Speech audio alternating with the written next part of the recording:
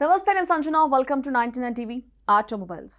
భారతీయ ప్రభుత్వం యూరోపియన్ యూనియన్లో తయారైన ఖరీదైన కార్లపై దిగుమతి సుంకాలను తగ్గించేందుకు అంగీకరించడం ప్రస్తుతం దేశ ఆర్థిక వాణిజ్య రంగాల్లో పెద్ద చర్చకు దారితీస్తోంది.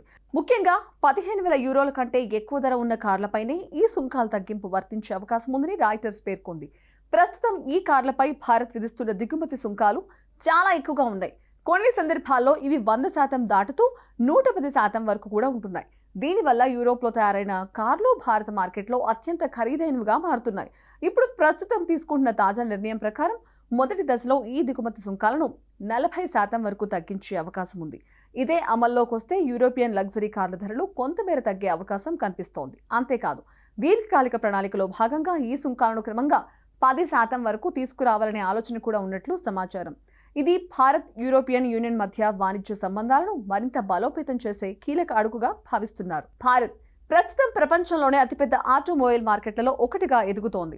దేశంలో మధ్యతరగతి విస్తరిస్తూ ఉండడంతో పాటు లగ్జరీ కార్లకు కూడా డిమాండ్ క్రమంగా పెరుగుతోంది. అయితే అధిక దిగుమతి సుంకాల కారణంగా చాలా విదేశీ కార్లు సామాన్య వినియోగదారులకు అందుబాటులో ఉండడం లేదు. ఈ నేపథ్యంలో సుంకాల తగ్గింపు నిర్ణయం వినియోగదారులకు కొంత ఊరట కలిగించవచ్చని విశ్లేషకులు భావిస్తున్నారు. అదే సమయంలో ఈ నిర్ణయం దేశీయ ఆటోమొబైల్ పరిశ్రమపై ఎలాంటి ప్రభావం చూపుతోందన్న అంశంపై కూడా చర్చ జరుగుతోంది. భారతదేశంలో తయారయ్యే కార్లను ప్రోత్సహించాలనే ఉద్దేశంతోనే ఇప్పటి వరకు ప్రభుత్వం అధిక దిగుమతి సుంకాలను కొనసాగిస్తోంది. సుంకాలు తగ్గితే యూరోపియన్ కార్లతో దేశీయ కంపెనీలకు పోటీ పెరిగే అవకాశం ఉంది. అయితే ఇది దేశీయ కంపెనీలను మరింత నాణ్యత, టెక్నాలజీ పరంగా మెరుగుపడేలా ప్రోత్సహించవచ్చని మరో వర్గం కూడా అభిప్రాయపడుతోంది.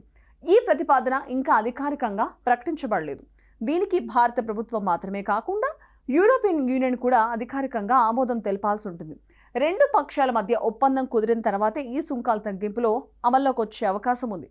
అలాగే దీనికి సంబంధించిన చట్టపరమైన ప్రక్రియలు కూడా రాటిఫికేషన్ కూడా పూర్తవ్వాలి. మరో ముఖ్యమైన అంశం ఏంటంటే, ఈ సవరించిన దిగుమతి సుంకాలు ఎప్పుడు అమల్లోకి వస్తాయన్నది కూడా ఇప్పటికీ స్పష్టంగా తెలియదు.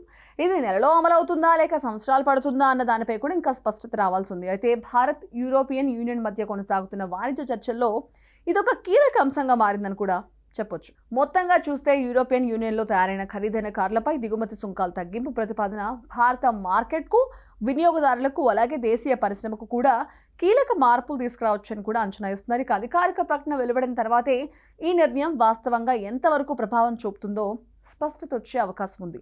అప్పటి వరకు ఈ అంశం ఆర్థిక రాజకీయ వర్గాల్లో చర్చనీయాంశంగానే కొనసాగే పరిస్థితి కనిపిస్తోంది.